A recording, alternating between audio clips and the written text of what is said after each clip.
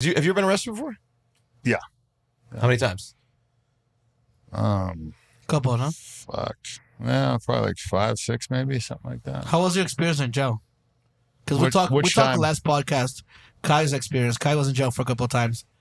He was in jail for one time, and then is that terrifying? No, it wasn't terrifying. I think when I went when I was 17 for like 3 weeks, that was initially, kind of shitty. But also I was like one of the bigger guys there because I was, in juvie, so I was 17 and.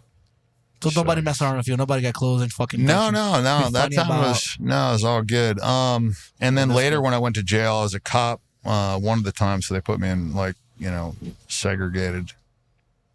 Yeah. You've had to plead guilty though on a couple of charges, all right?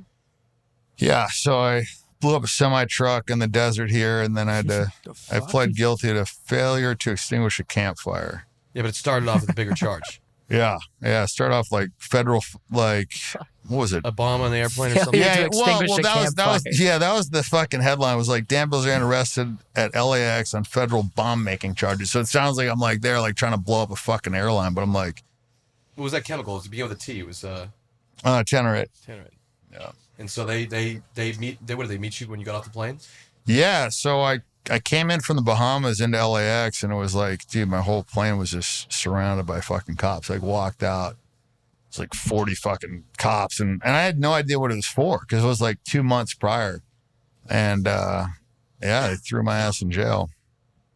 And you had to plead guilty. Yeah. What was the reasoning behind pleading guilty? Well, they basically, it's supposed to be innocent until proven guilty, but they suspended my ability to own guns, to buy guns.